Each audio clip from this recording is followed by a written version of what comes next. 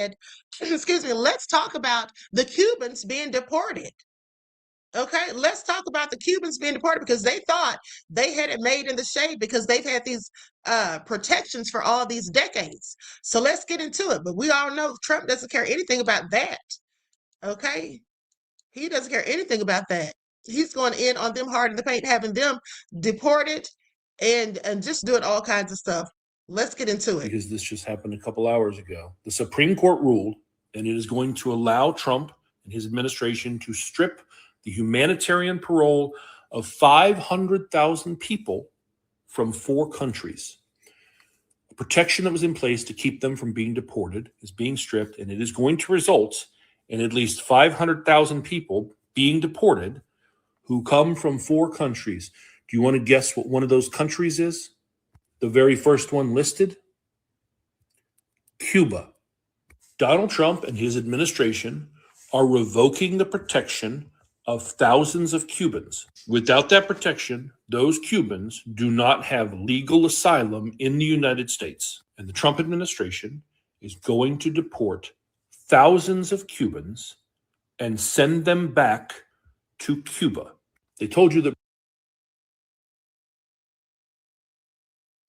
I have to wonder, does that also extend to Enrique Tarrio? Okay, the Afro-Cuban who was the leader of Proud Boys that was at the riots that has been now pardoned by Trump and is allegedly a part of ICE. Okay, I guess that doesn't apply to him, but let's continue. Barack Obama was Fidel. They told you that Hillary Clinton was Fidel. They told you that Bernie Sanders was Fidel. They told you that Joe Biden was Fidel. They told you that Kamala Harris was Fidel. And you believed them. And now, Donald Trump, who needed your vote to get elected, is going to deport Cubans back to Cuba. Myself and others said this would happen, but I'm not here to say I told you so. I'm not here to celebrate this. My heart is broken. I'm a white boy, but I'm from Florida, and I have spent so much of my life around wonderful Cuban people. I have fallen in love with your food and your music and your culture. And then I watched a political party in my country weaponize very legitimate, real fears that you have and lie to you and tell you that if you didn't vote for them, what happened in Cuba would happen to you here. And you did. And now they're sending some of you back to that place because they only cared about your vote and they don't actually care about you. I mean, but the problem with that is this. It's hard to feel sympathy for these people that willingly voted for Trump when they heard the things that Trump was saying. I mean, Trump's not doing anything surprising. He's doing what he said he was going to do. He talked about all of these mass deportations and all of that. And these people still voted for him knowing that they were part of those people of which he spoke of deporting. But they just thought it wouldn't happen to them. Also, many of them know about his racist, hateful rhetoric and how low down he can be and is. Okay, they know about his biased, hateful views, and they voted for him nonetheless. So they didn't care about other people. Okay, so, but now I'm sure they want other people to care about them. Please pay attention. But let's continue because, isn't it ironic? Isn't it ironic? And I wonder how many of these people, if we could just have a number, an assessment on the number of all of these people that supported Trump and voted for him, how many of them now are suffering from buyer's remorse? Please pay attention. Cubans are getting deported, but they are not getting deported back to Cuba. And these are not the Cubans who have entered the United States in the last few years. These are Cubans who have been in the U.S. since the 1960s, 70s, 80s. And at one point, they were even lawful permanent residents. But because of their criminal history, they lost their immigration status and were ordered deported. But because of the political situation between the United States and Cuba, they were actually never deported to Cuba. And instead, they were placed on what's called order of supervision, where they typically go once a year for a quote unquote check-in, and they meet with an ICE officer, and the ICE officer makes sure that they don't have any other crimes going on and they're abiding by the terms of their check-in, and they're able to apply for a work authorization. Since Cubans were not accepted by Cuba to be deported, they have remained in the United States for decades under the order of supervision. But now, since the Trump administration is pushing hard this third country removals, Cubans are now being deported to various locations, including Mexico. You're seeing Cubans go to their ICE OSUP check-in appointment and be detained, and they're spending a few weeks in Chrome and then being transferred over to Texas, and then from Texas they're being placed on a bus and then deported to the southern part of Mexico. Shame, because I think if ICE had told them what the plan was, these people could at least prepare for it, but sadly they have absolutely no idea that this is even coming to them. And now they've been in the US for 50, 60 years with relatives and businesses and families and ties to the US, and just being dropped off in another country with no ID, no money, and no resources. Can you imagine? Like, this is all crazy. Can you imagine? Just think about this for a moment. The life that you're living right now, comfortable, paying your bills, working, family, friends around, and all of that. All of a sudden, you're whisked away and taken somewhere that you don't even know anybody. You've got nothing in your pockets. You've nowhere to go. You're just sat there on the streets. This is all insanity. Do y'all hear this? Ooh, honey, this is all a hot mess. It is all a hot mess, but I'll tell you what's even crazier.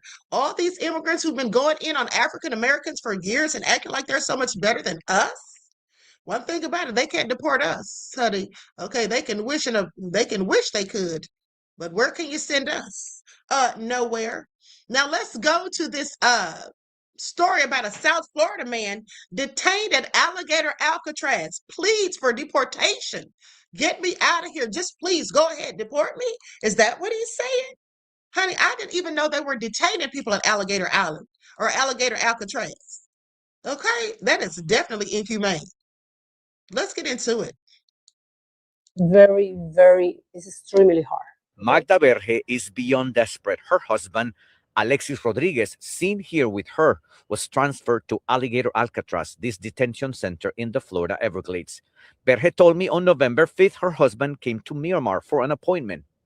And in Miramar, they told him, you're going to be detained because we're going to execute your deportation order. Through this recently created website, Immigration and Customs Enforcement lists Alexis Rodriguez's criminal past. I know he made a mistake. He made more than 25 years ago. Okay, he paid for that mistake. Magda told me her husband served 2 years in federal court. While interviewing her, Rodriguez called. The only thing I'm asking for is allow me to leave this country. According to his wife, Rodriguez has been at Alligator Alcatraz for over a month. The food is terrible, he said. I asked him to explain what he meant. Muy poquita. Cold, very little, does not taste good, he went on. Aquí te bañas cada 3 días. We're only allowed to take showers every 3 days. The toilets are next to us. 32 people are together using 3 bathrooms. He told me he stopped eating and taking medications in spite of being diabetic because he cannot live like this. Amnesty International released a 61-page report last week. They interviewed 4 inmates in September, detained at Chrome Detention Center, who had been to Alligator Alcatraz.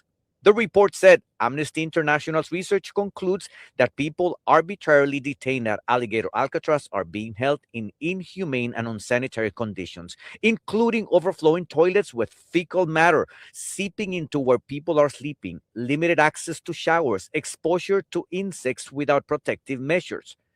We reached out to the Florida Division of Emergency Management, the Florida state entity in charge of Alligator Alcatraz. They responded saying, this report is nothing more than a politically motivated attack. None of these fabrications are true. Magda Verge is now concerned about the health of her husband. Obviously, we want people to hear, what we're experiencing because it's really bad. This is very... Absolutely crazy. Absolutely crazy. Okay.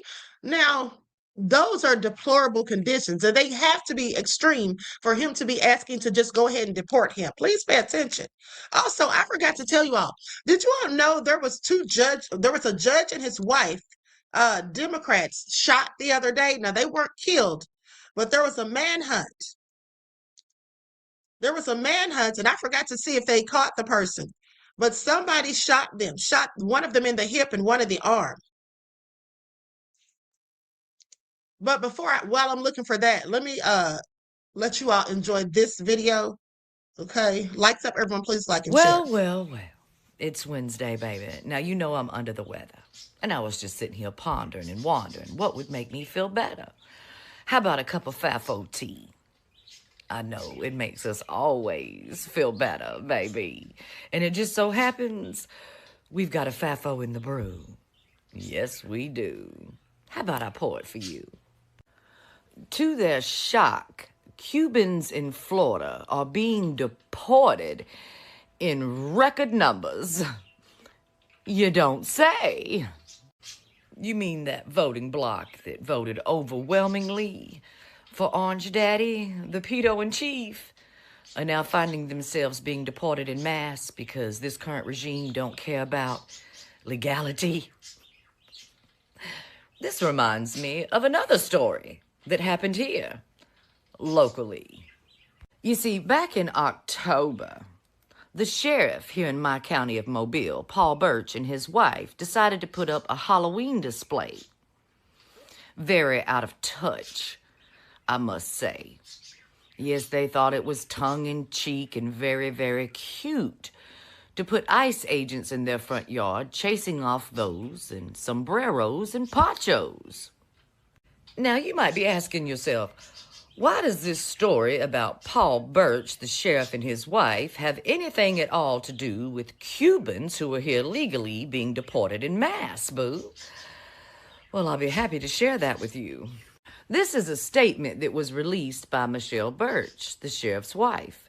And as you can see, she thought her Halloween display was funny, tongue-in-cheek. And of course, she believes she can say these things because she is from a Cuban immigrant family. That's right, baby. She thinks she's safe today because her family migrated here in a legal way. She also thinks she's safe today because of her proximity to a white law enforcement officer, baby. That's funny. I guess she hasn't been reading the headlines as of late. You know how those Frozen Crew agents are drawing their guns on off-duty law enforcement officers, hon? That's right. The Frozen Crew really don't care about your legal status, boo, or your job or your proximity to a law enforcement officer, honey. Wow. What a FAFO indeed. It would be a shame today if somebody in the Red Hat crew called the Frozen Crew tip line and made them aware of a Cuban immigrant, you know, living in a home in a red state, in a red county, since they don't seem to care about your proximity to law enforcement today. I don't think it's very cute at all to glorify the Frozen Crew, considering, you know, the facts we know today, boo. They deport U.S. Army veterans, too, even those who have received a Purple Heart, boo. And when it comes to the Frozen Crew and those who work inside of those detention centers, you know, Donald's dock owls, yeah, whew. So I guess you could say Miss Birch was glorifying sexually abusing detainees with her Halloween display. Remember, in Mobile County, when it's time to vote in a new sheriff, it should not be Paul Birch, baby, because they are glorifying the Gestapo, pedos, and they think they're safe today because of their proximity to law enforcement and whiteness, baby. Like I said, it would be a shame if somebody called that Frozen Crew tip line today and sent a Miss Birch's way, wouldn't it?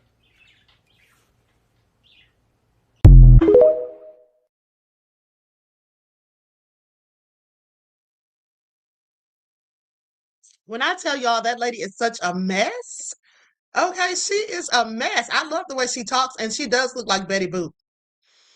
You know, she kind of looks like AI to me, too. She doesn't even look real sometimes. But her and that FAFO tea, I had to go get me a glass. a cup. That was hilarious.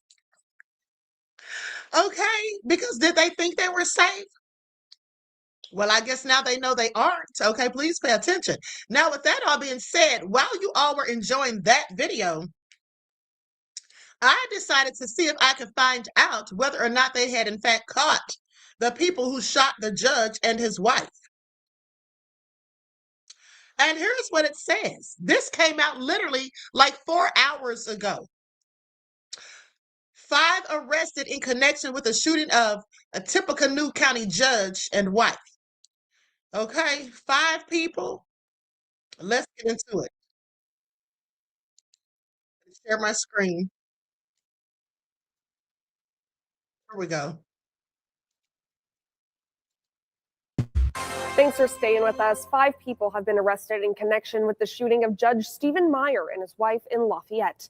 Police announced the arrest 4 days after the couple were shot at their suburban home. Both are expected to recover.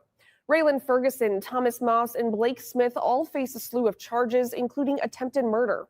Amanda Millsap and Zenata Greer face lesser charges, including obstruction of justice.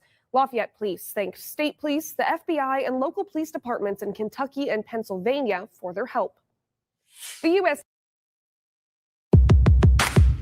Now, not for nothing, but they all look like they're on some illegal substances. Okay, they all look like a bunch of those rack heads. Okay, I want y'all to pay attention. Now, let's talk about Kash Patel, because Kash Patel, with his stupid self, clearly unqualified.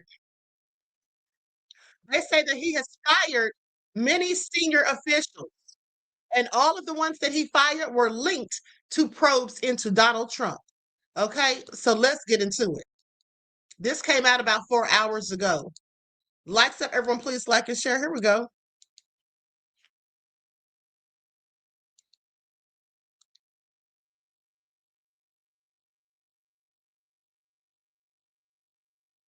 Some new reporting this morning detailing how FBI Director Kash Patel removed some federal employees from their previous work on criminal investigations looking into President Trump. Who are we talking about, and what's behind all this?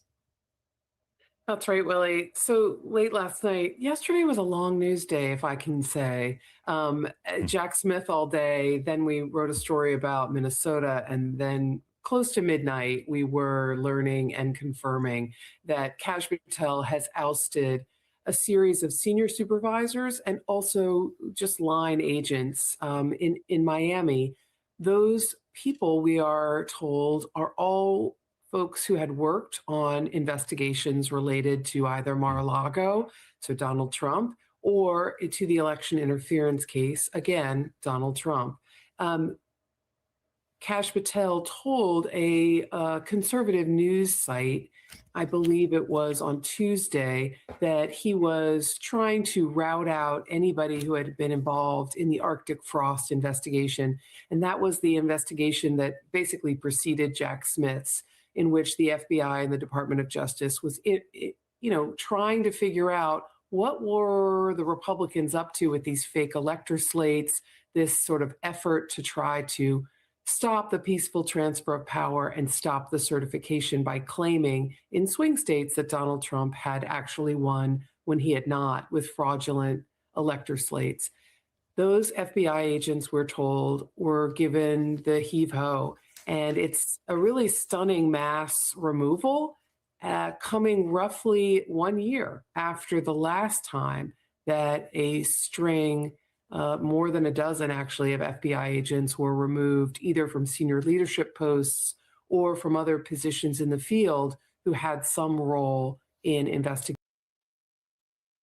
Okay, I'm sorry. That's all I can listen to because she talks extremely slow. Oh my goodness, she will put me to sleep with that monotone voice. I just can't listen. Okay, so bottom line is Kash Patel is getting rid of people that had anything to do with the Arctic frost investigation into Trump. Okay, now, that all being said, let's go to these politicians that reacted as Trump claims NATO troops avoided the front lines. That's basically what he said. And we know previously he said that they didn't help the United States. After that, I see something just came up 13 minutes ago, but we're going to get into. It says how ICE activity in Minneapolis is impacting Latino businesses. Say what now? I know you better be lying. I know you better be playing.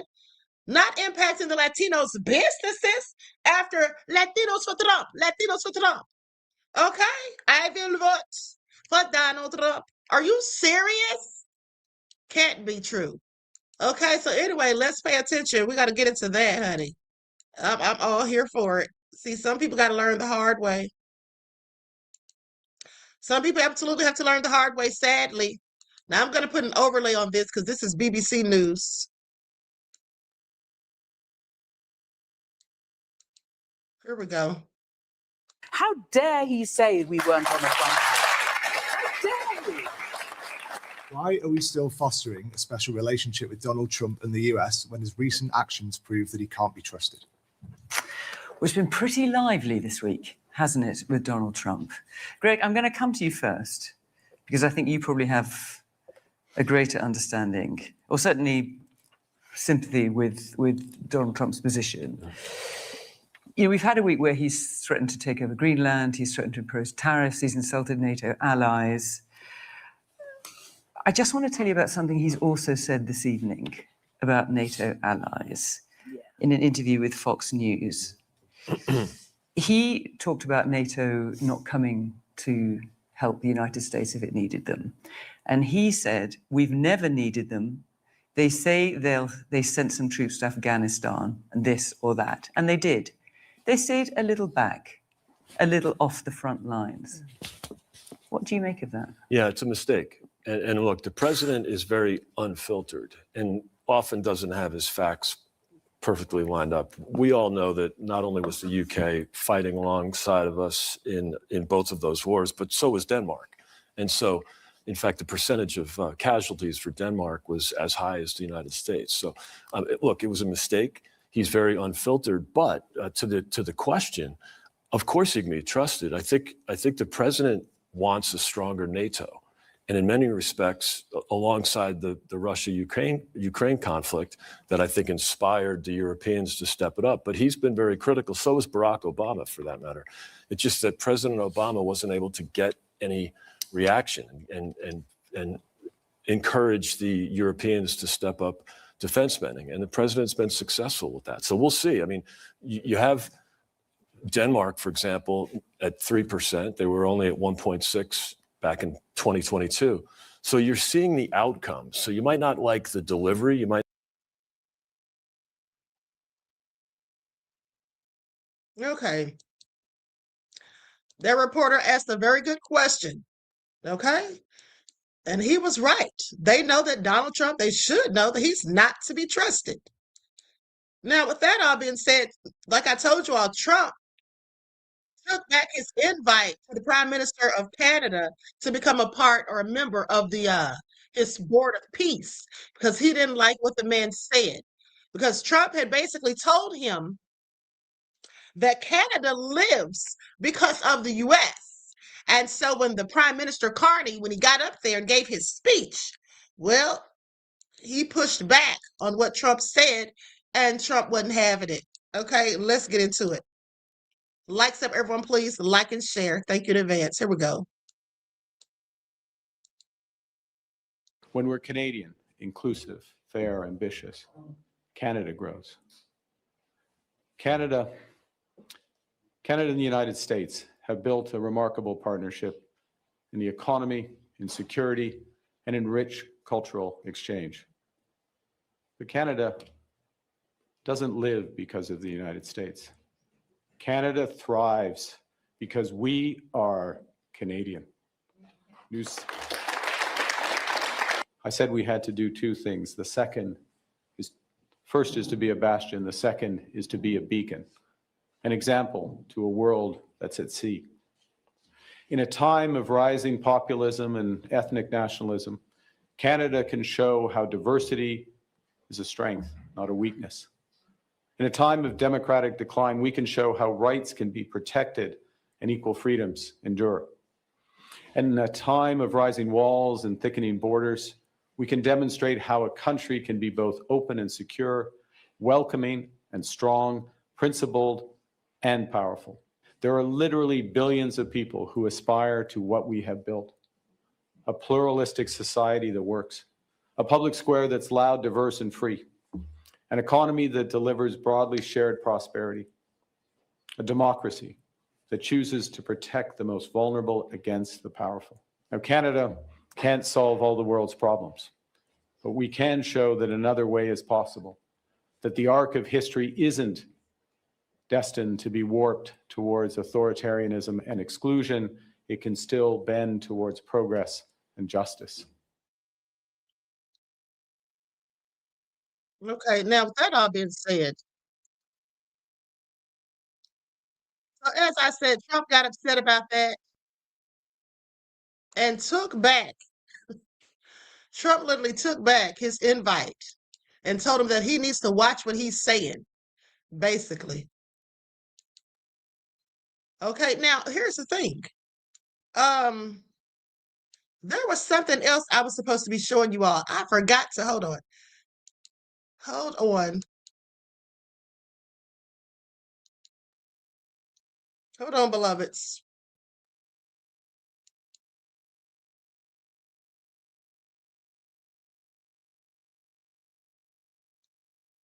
Mr. Mystical Black Realm says they be lying. Well, of course they do. All politicians be lying. Okay, now let's talk about the Latinos. The Latinas talking about their businesses. Dynamic Quality says most of the Latinas in Minneapolis didn't vote for Trump, I'm sure. That's a very, very liberal city. At the end of the day, beloved, all I know, I don't know what they did. I'm not going to give them any allowances. I can't speculate. All I can go on is what they said. Okay? I'm not going to sit up here and cape for these people. I don't know who did what. All I know is that plenty of them were saying they would vote for Donald Trump. Okay?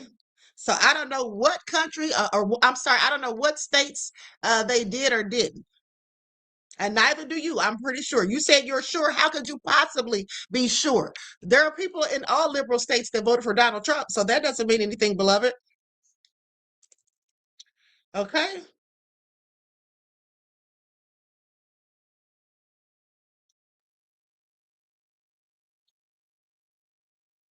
Now let's go to the clip. Here it is. Came out 22 minutes ago. Report from MS Now.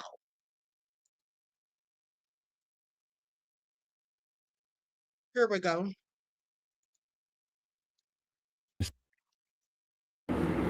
Margarita Dominguez, a mother of 4, saved for decades to launch her restaurant, finally opening in November. Sometimes I'm crying every day. I'm crying because it's not people.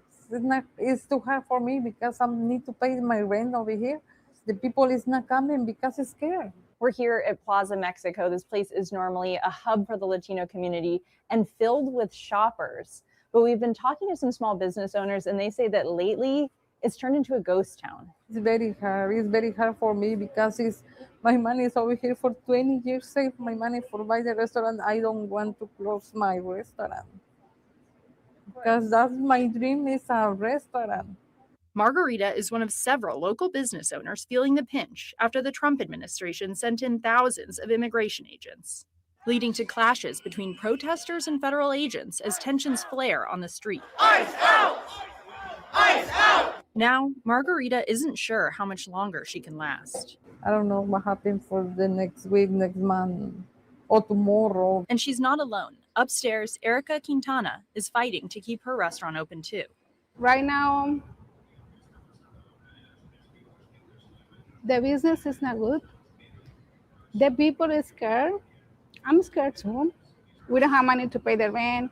We don't have money to pay the bills. No money to pay the cooking guy. We have to try every day. Maybe I say like $30, $10. It's okay. It's okay for now. As stories like this play out in storefronts across Minneapolis amid the surge of federal agents, local officials accuse the Trump administration of targeting cities led by Democrats.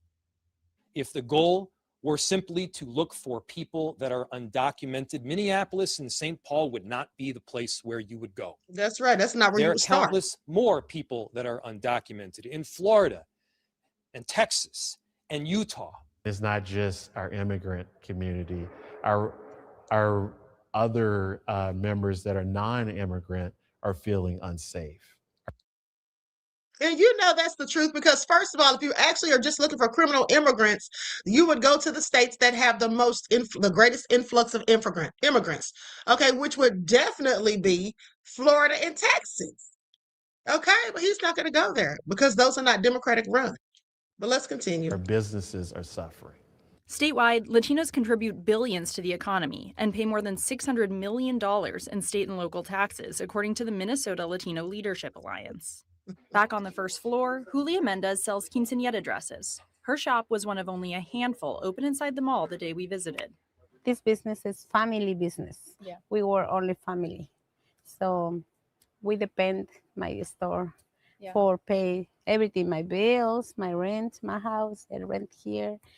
Everything very expensive, but I don't know what I had to do. She's watched as her customers have disappeared. So sad. The nights we pray, we cry with my family. I say, let's go to pray.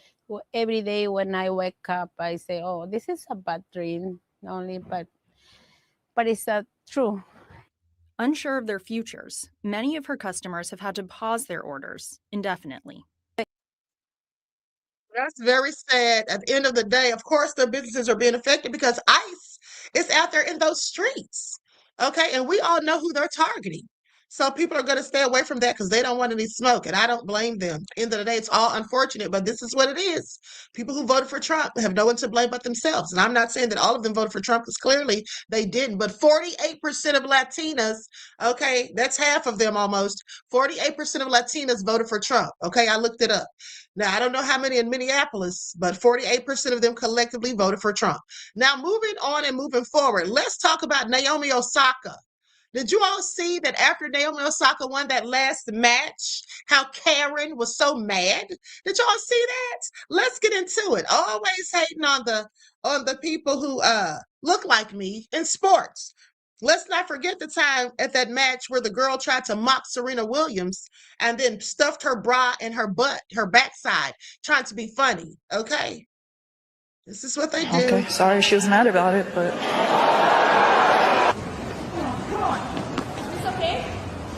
Come on, 15 points. Between first, yeah, you haven't got to go your other. So I can go between points? Between third, yeah, can I go, come on, and talk, basically? You're not serving yet, so it's not even the key. So this is okay.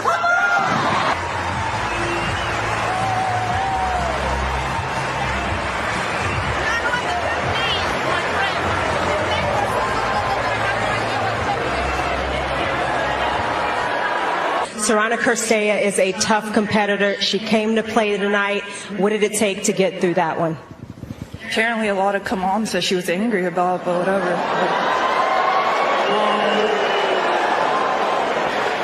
She's a great player. I think this was her last Australian Open, so... Okay, sorry she was mad about it, but... Well, she was complaining because between the first and second serve, she could hear you just trying to pump yourself up. Was that the problem?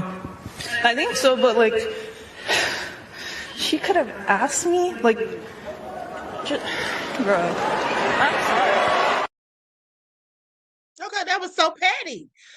She's mad because she's trying to pump herself up. Like, girl, sit down somewhere, honey. She is just a sore loser. That's just what it is. She's a whole sore loser. Okay, have several seats. Now, also, let's talk about the nurse who was accused and convicted of breaking the black baby's bones. Okay, let's get into it. She pled no contest. If you had seen what she did to my baby on that camera, she is evil. So that white nurse that was breaking black babies' bones in the NICU, yeah, they let her out on a $25,000 bond, mind you. Tears and fiery emotions spilled out on Thursday from family members of the 9 premature babies Aaron Strotman abused inside the Henrico Doctors Hospital NICU over a 3-year span. At her plea hearing, Stratman pleaded no contest to 9 charges of Class 6 felony child abuse. The maximum penalty for the 9 charges, 45 years behind bars, but sentencing guidelines suggest a maximum sentence of 1 day to 6 months. Commonwealth's Attorney Shannon Taylor negotiated with the defense that the county would seek a maximum sentence of 3 years in exchange for the pleas. The judge could have found some of these cases not guilty.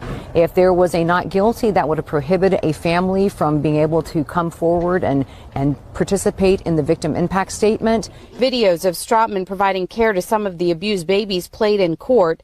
They show her sitting down on the floor while holding a baby she was feeding and then falling over onto her side while still holding the baby. He also said one of their main experts, Dr. Robin Foster, who is the director of the child protection team at the Children's Hospital of Richmond at VCU, would have testified that the injuries the baby suffered are avoidable in the context of a NICU setting, and in her 30 years at VCU, she could recall 3 fractures total in NICU infants. The Commonwealth cited the severity of the new charges and that the Virginia Board of Nursing suspended Stratman's professional license last week. Their order stated, quote, a substantial danger to public health or safety warrants this action. However, Stratman's defense argued against revoking her bond, saying that she is already banned from practicing nursing, and prosecutors admitted Stratman has not violated her bond, so she will remain free until her trial. That means that she is on the house arrest with the GPS monitors. According to online records, Stratman is scheduled back in court on May 28th and for a 10-day trial next February.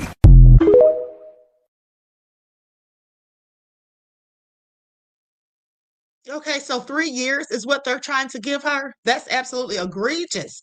Now let's go to this next report. Okay, 3 years when she was possibly facing 45. You know, when you look at this case, what she stands to get, this minimal sentence, it's basically like a slap on the wrist. But let's not forget about the white guy that ran over 10-year-old Jordan Hill and took his life. Okay, he was actually acquitted when the evidence clearly showed that he was guilty. Henrico County, who abused 9 babies in her care, pleaded no contest today. The judge then finding her guilty. You're watching 8 News at 5. I'm Eric Phillips. I'm Deanna Albritton. Aaron Stratman was charged after babies who received care at Henrico Doctors Hospital were found with, quote, unexplainable fractures between 2022 and 2024. 8 News reporter Allison Williams is live in Henrico and has been following this case since the very beginning. Allison, an unexpected twist today. Eric, Deanna, that's right. Earlier this afternoon, in a completely packed courtroom, a judge found Stratman guilty of 9 felony child abuse charges as part of a plea deal. Now, in just a few weeks, she was supposed to go to trial, but because of this plea deal, that will no longer be happening. She was previously facing 20 charges, and of the 9 babies involved in this case, there was video evidence of the abuse for only a few of them. So there was a risk that Stratman would have been found not guilty for some of those previous 20 charges, leaving those families without a sense of justice. Stratman's defense team was also worried she'd be found guilty without the video. Now, these 9 felony child abuse charges that she pleaded no contest to today represent each of the 9 babies in this investigation. And we saw some of that video in the courtroom today. One woman had to leave because it was that hard to watch. We talked to Henrico's Commonwealth attorney Shannon Taylor and Stratman's defense team afterward. Take a listen. They presented her as a terrible nurse. We believed that the conduct rose something more than just being a bad nurse.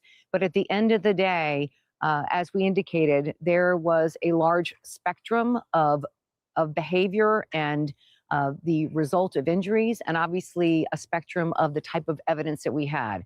But at the end of the day, she is being held accountable for her actions for all 9 babies. This was more of a poor treatment case than a malice case. We didn't see any evidence whatsoever that Aaron was intending to hurt anybody, that she acted with malice, as was alleged initially.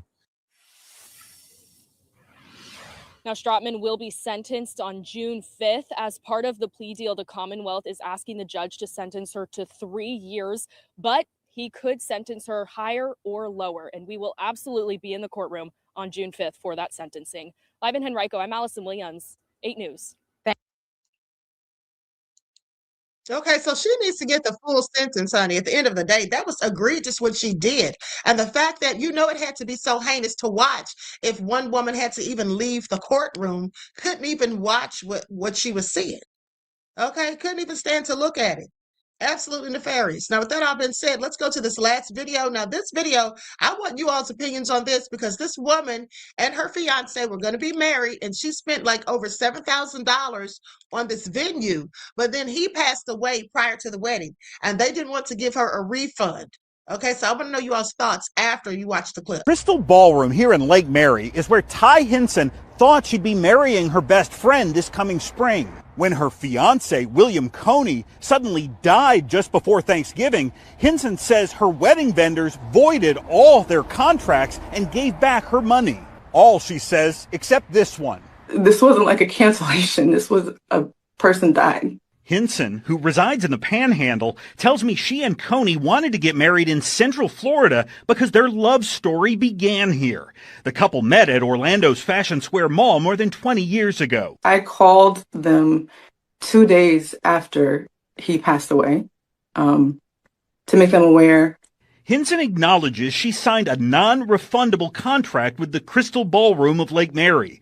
Still, she assumed the company would give back at least some of the $7,600 she paid for the wedding venue. Her suggestion was maybe you can do a memorial here on your wedding day. And that, even now, sorry.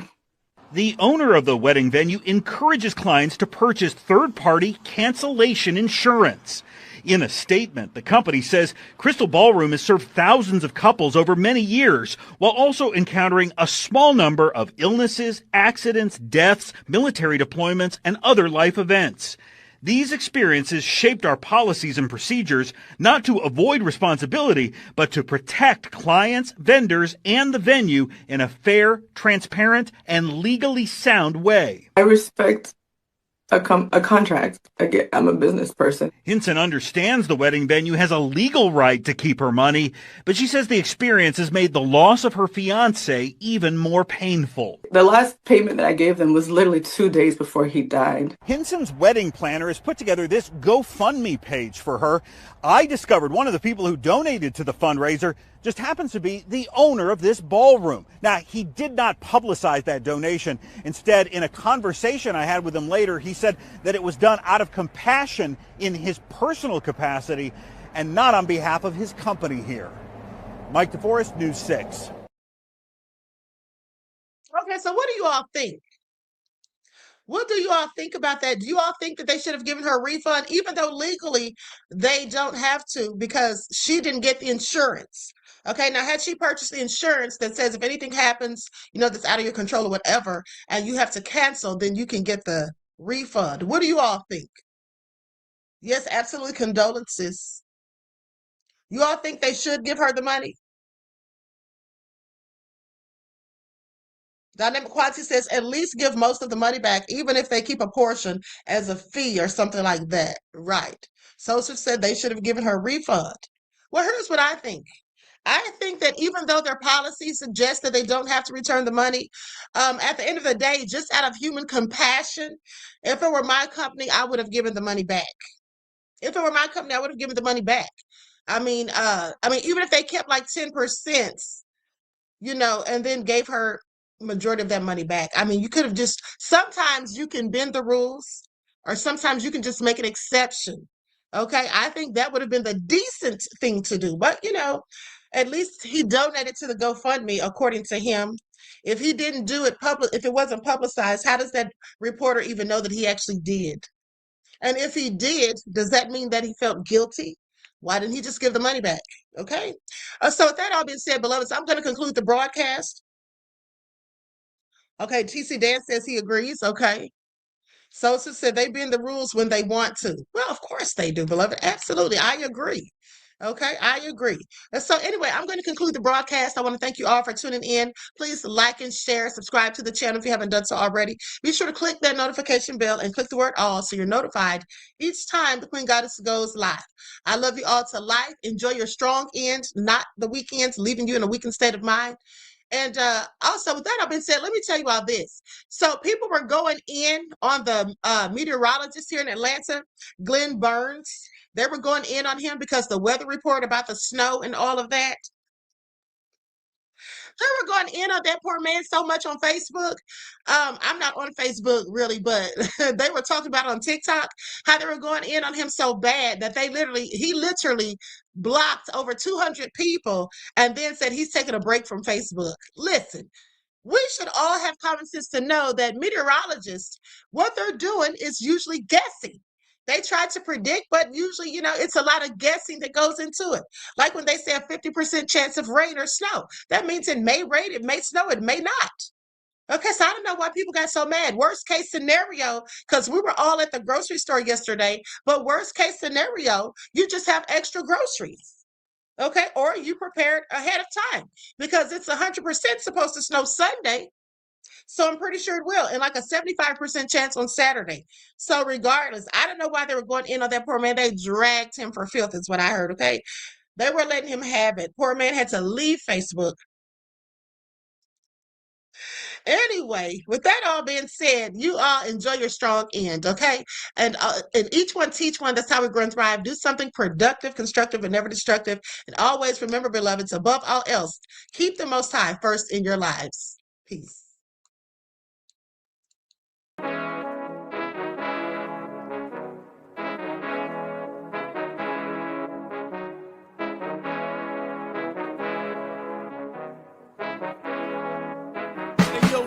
Hit him with that flavor. All in my skin, God all in my blood, kings all in my circle. You touch one of mine and you're done. They show no love for the queen.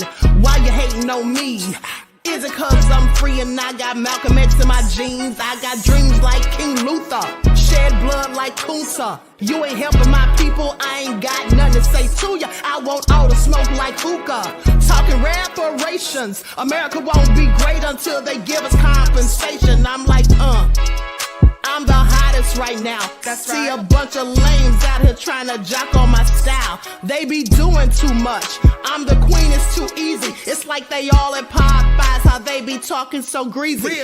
I just sit back and laugh while these haters get madder. So nefarious how they don't want my pockets with cheddar. I tell them they can do better. These snakes in the grass can leave a bite on your ass, cause y'all be trusting too fast. I got my foot on the gas, other one on they necks. Dropping receipts on haters, you better show some respect. I'm never facing regrets, we only facing the threats. Running through every challenge like a relay, break no sweat. It's a cold game, so I got that blanket with me. Now that my people awaken, ain't no going to sleep. I do not play by my piece, this time I'm playing for keeps. You talking slick, but when I see you like them ends, we gon' meet. And I got gold all in my skin, God all in my blood, kings all in my circle. You touch one of mine and you done. They show no love for the queen. Why they hating on me? Is it cause I'm free and I got Malcolm X in my jeans and I got gold all in my skin, God all in my blood, kings all in my circle. You touch one of mine and you done. They show no love for the queen.